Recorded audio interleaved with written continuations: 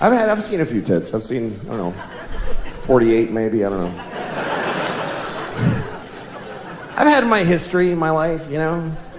I've been divorced for 5 years, and it's been the best part of my life, being divorced. Easily my favorite part of my life. I love being divorced. Every year has been better than the last. And this is the only time I can say that about. And by the way, I'm not saying don't get married. If you meet somebody, fall in love and get married, and then get divorced, because that's the best part. It's the best part. Marriage is just like a larva stage for true happiness, which is divorce, because you just let go and everything's fine now. Divorce is forever. It really actually is. Marriage is for how long you can hack it. But divorce just gets stronger like a piece of oak. Nobody ever says, oh, my divorce is falling apart, it's over, I can't take it. And again, if you're in a good marriage, stay in it. If you're in the best marriage ever, stay in it. I'm just saying, if you got out, it would be better. That's just a fact. I'm sorry, but it's true. Everything's better. My ex-wife and I, this is the best part of our knowing each other. We're good co-parents because we live apart and we're friends. Our kids go to her half the week, they come to me half the week. And I'm a good father. I'm an attentive, focused, and responsible father. Do you know why? Because I get to say goodbye to these kids every week. Are you shitting me? It's like every parent's fantasy. Who can't be a good father for half of every week? No matter how bad it gets, every Wednesday I get to go, goodbye, girls. Daddy's gonna go upstairs and pour whiskey all over his naked body right now.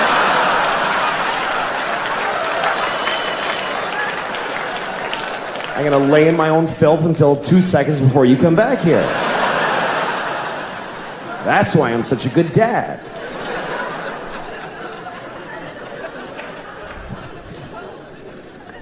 My daughter was having a dance thing at her school. They had this big dance.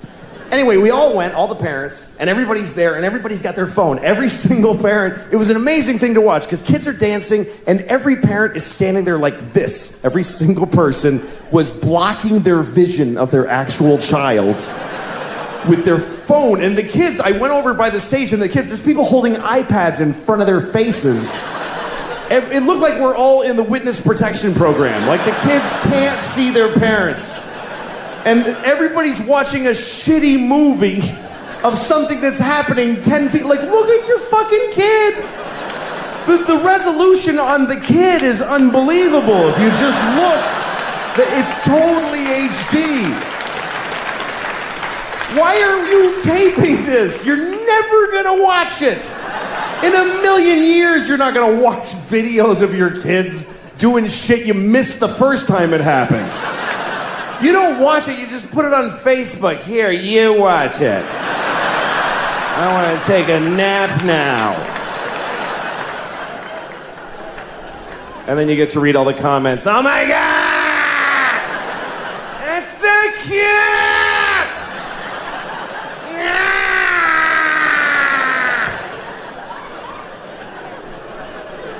And guess what? They're not watching it either. They're not watching the video. These kids are dancing for no one. Nobody watches the videos on your Facebook. They see the first frame of a kid and they go, ah, that's very nice. Okay, back to this.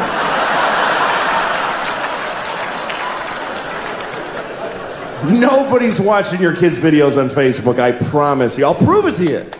Next time you tape your kids dance, take 1 second of it, and then add 20 minutes of just your own asshole. Just go in the bathroom and just record your own anus opening and closing for 20 minutes. Tack it on to your kid dancing for a second, and put that on Facebook. Everybody will write the same thing. That's adorable. I think I see a future star. Thank you, everybody. Nice to be here. I feel pretty good today. You know why I feel good? Because I have the body that I want. And that's a thing people really covet. It's a hard thing to achieve, and I did. And I'm going to tell you how to have exactly the body that you want. You just have to want a shitty body. That's all it is. You have to want your own shitty, ugly, disgusting body. I don't, though, like being uncomfortable and unhealthy. And I'm both of those things all the time. I get really sweaty all the time. And that's also bad for sex because I just rain sweat all over people. Like I'm like, ugh. And that's what I'm like when I have sex. Like, ugh.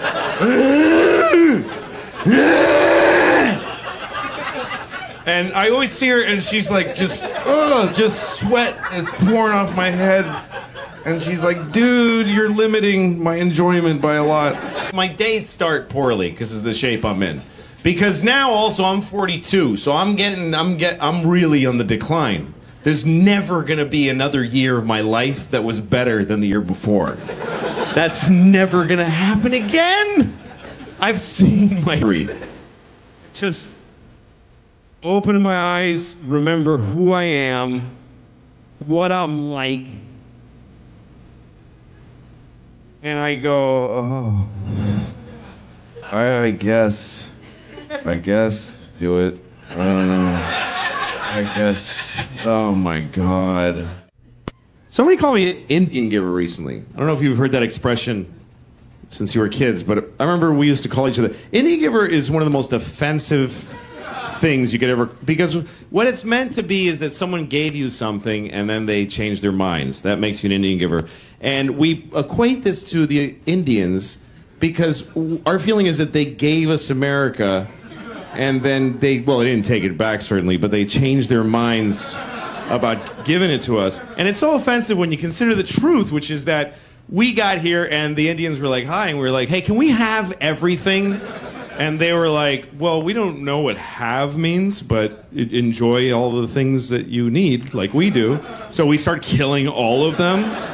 And they were like, oh, dude, could you not do that part where you kill all of us? Because that's kind of a drag for us. And we're like, you guys are Indian givers. Oh, my God. We're going to name that after you. You guys are dicks. Anyway, thanks a lot, folks. Good night.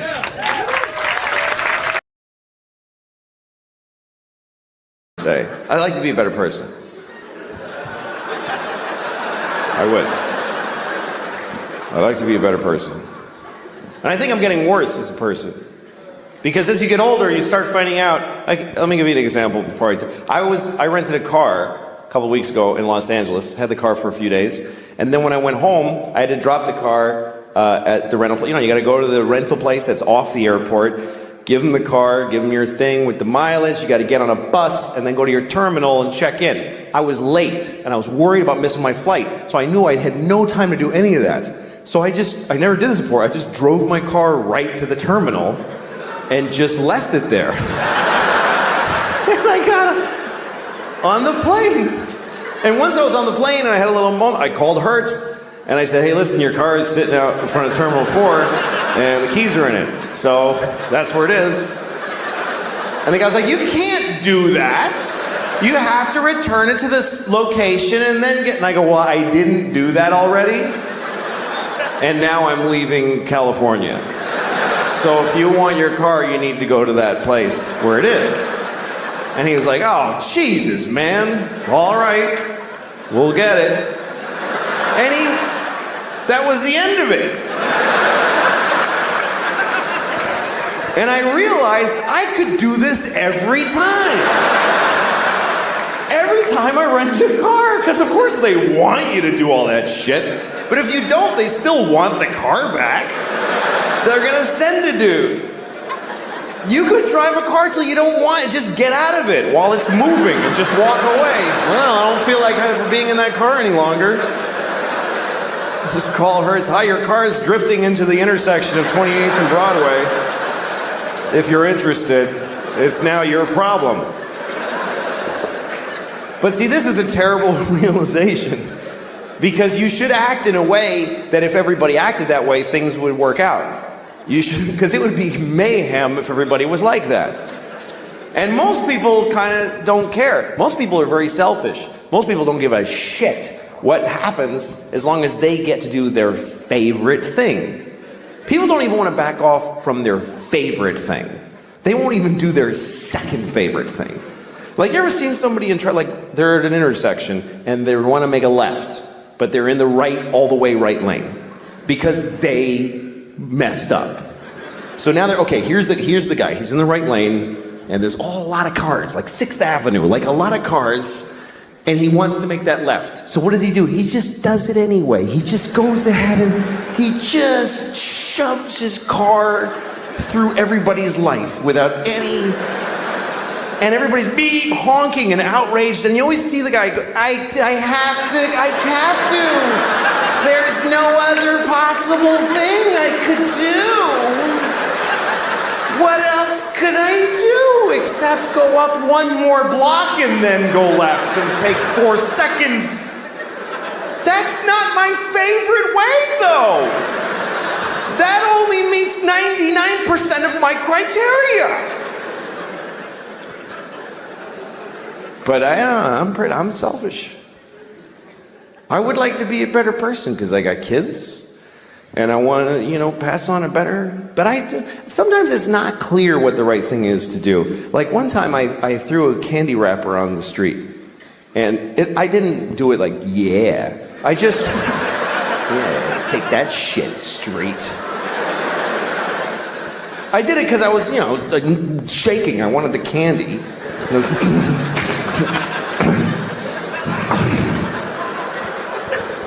Anyway, I was with a friend who said to me, you just littered on the street. Don't you care about the environment? And I thought about it and I said, you know what? This isn't the environment. This is New York City. This is not the environment. This is where people live. New York City is not the environment. New York City is a giant piece of litter. It's like the giantest, next to Mexico City, the shittiest piece of litter in the world. Just a pussy, runny, smoking, stinking piece of litter. So if you have a piece of litter, what are you supposed to do with it? You should throw it on the pile of litter. Because if you don't, if you put it in a receptacle, then it gets collected and it gets taken to a dump in a landfill, and then or it goes on a boat and it goes out and gets dumped in the ocean, and some dolphin wears it as a hat on its face for 10 years. This hat that never dissolves on its face. Oh, Jesus.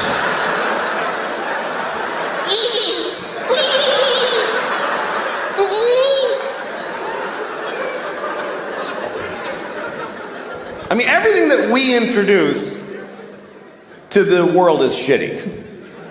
Meaning white people. Because I really think that white people are from like another planet. Because when we came to America, it was so nice. It was just Indians, and they weren't even Indians. We called them that by accident, and we still call them that. Like we knew in a month that it wasn't Indians, but we just don't give a shit. We never correct it. We came here, they're like, hi, and we're like, hey, you're Indians, right? And they're like, no. No, this is India, right? No, it's not, it's totally other place. You're not Indians? No. Ah, you're Indians. You're Indians for hundreds of years after. We ruined everything here. This was it was just coast to coast, just green and brown and beautiful. And all the humans were just walking around with painted faces, just walking. And they'd be like, ooh, that looks yummy. And then they just eat from the ground. And then they'd sleep on the grass. And they'd wake up and they'd fuck. And then they'd go for a swim and do a little dance. That was the whole continent, was just folks doing that. I mean, there was people in Mexico cutting off kids' heads and rolling them down the pyramid stairs. But that's always going on. What are you gonna, you can't do a whole lot about that. But I think we came from another planet, and the reason is because we don't like it here. I mean, why, if we're from here, if we belong on Earth, why aren't we comfortable on Earth at all? We need nice, smooth surfaces and right angles, and we need it to be cool and not too hot, just a little, that's just perfect. Like, why wouldn't, when it's hot, why wouldn't we just, yeah, fuck it? Why wouldn't we be like that if we belong here? And it's weird because people that aren't, whatever you call there's environmentalists, and then there's people who are whatever, they just hate environmentalists. But that's what people get angry at environmentalists because they think they're slowing down the economy and creating restrictions. And a lot of these people are Christian. A lot of these people are very devout Christians. And that's such a confusing thing to me, that if you believe that God gave you the earth, that God created the earth for you, why would you not have to look after it? Why the fuck? Why would you not think that when he came back, he wouldn't go, what the fuck did you do? I gave this to you, motherfucker. Are you crazy? The polar bears are brown. What did you do to the polar bears? Did you shit all over every polar bear? Who did this? Who spilled this shit? Who spilled this? Come over. Did you fucking spill this? What is that? It's oil. It's just some oil. I didn't mean to spill. Well, why did you take it out of the fucking ground? Because I wanted to go faster. I'm not fast enough. And I was cold. What the fuck do you mean cold? I gave you everything you needed, you piece of shit. Well, because jobs. What is a job? Explain to me, what's a fucking job? You go, like, you work at a place, and when people call when their game doesn't work, and you help them figure it out. What do you do that for? For money. What do you need money for? Food. Just eat the shit on the floor. I left shit all over the floor. Fucking corn and wheat and shit. Grab it up, make some bread. What are you doing? Yeah, but it doesn't have, like, bacon around it, and, like, I like when it has, like bacon on it and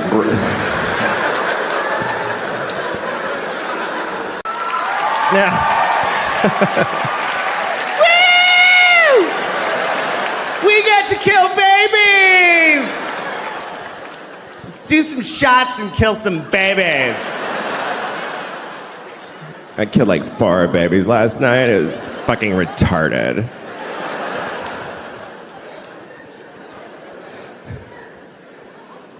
I just think it has to be one or the other. You know, like when people say abortion should be legal, safe, and rare. Why rare if it should be legal? If it should be legal, it's shitting. If it should be rare, it's murdering babies. But again, women should be allowed. Because 2 reasons I think women should be allowed to kill babies. Number 1, I don't think life is that important. It's just not. It is not. People get too excited. Changes in life now, you're getting a little more philosophical? Yeah, like I've been more deliberate about my life. For instance, I'm not on the internet anymore. I quit the internet. You quit the internet? I quit it for now. Yeah. I mean, a year ago, I was like, I'm taking online courses. It's my obsession. And I went and gotten all these courses, and I watched a lecture, and that was it. But I like how you don't even seem to care what the lecture was about. Hey, also, I left a thing backstage I was going to show you. I just left it. I'm really stupid. So can you get somebody to get it? We have no one here that works for the show. Yeah. Frank, do you mind getting something Go from backstage? get it. I'm sorry, that's really awkward. Yeah. But I wanted Frank, to show it to you. couldn't walk slower. There you go. Frank Smiley, ladies and gentlemen. Yes, Frank. This was Frank. That's right. Frank's producing your segment. You were like, hey, go get that. And he was just like this. Oh, here he comes now. Thanks a lot. Okay. Frank Smiley, ladies and gentlemen. Frank Smiley. He walked faster getting back to That's his right. Yeah, exactly. Frank, we shouldn't make fun of him. He's a good man. Good man.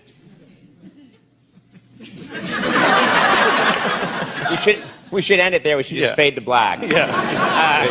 People would be so blown away by, that was the weirdest ending to a talk show I've ever seen. 8-minute Frank's a good episode. man. Fade to black. So I decided I don't want to be on the internet anymore. I don't like the way it feels anymore, especially in my hand, the devices. I don't like this thing that I stare into this thing, and it makes me feel upset. And I look at things that I know are going to upset me. You know, I guess I just like the hit from going, oh, Yeah. you know, like I'll go on my computer and I'll like Google an image that I don't want to see. So then I see a whole wall of it. Yeah. You know, like big dicks with nails in them.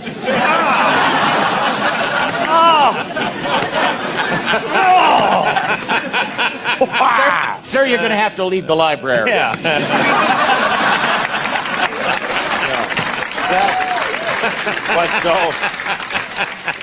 But anyway, so I decided I don't want to. And also, You just I have, quit the internet. What? well, I have kids, 2 daughters, and I sometimes I'll be with my daughter and she's talking to me and we're talking, and then bling, my phone goes bling, so I'll just go down like this. And my kids are nice people, so they just wait.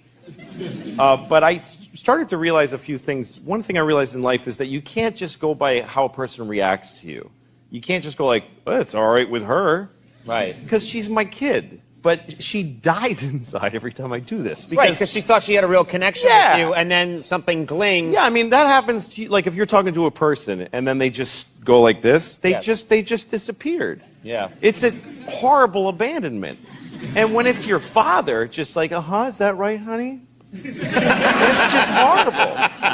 But she sits it out. She's okay with it. And I'm like, she seems all right. And then I started to grow up and realize, no, I have to think beyond what the look on her face is that she's soldiering on with. I have to think about what I'm doing to this kid. And I just didn't like this feeling, so I started to put it away. I started to just say, I gave my daughter my phone, and I said, make a restriction code and lock me out of the internet. It's supposed to be the other way around. Yes. It's supposed to be a parental code Yeah. to keep your kid off the internet. But I had my daughter give me a code. She has the code. I don't know it. And so I can't be on the internet on my phone, and I did it on all my devices. And it's been about a month I haven't Googled anything. I just go up and walk out to people and ask them questions and stuff, which is more fun, too. Yeah, but while you're talking, then they look away. yeah, which is fine. You lose them. That's right. But so anyway, I started reading books again, and I was on vacation with my daughter, and I read Pride and Prejudice, and we would just sit there and I would just You read read. Pride and Prejudice? Yeah, I never read that. I never read anything. No, I've never read Pride and Prejudice. It's good. It's really good. But, wow. I mean, they're crazy. You know, come on. Just tell him you like him. It's annoying. Yeah. But, you know, like 12 years. Oh, and yeah. it's like, I wonder, shall he approach me once again? Just tell him. Just go up. Hey, you're cute, you know? But anyway, so then I did this for a month, and then my daughter, this is why I asked Frank to go get. This is a note that my daughter wrote me. She's 10 years old. And right before I flew out here, she wrote me this note, which is messy, but she's 10.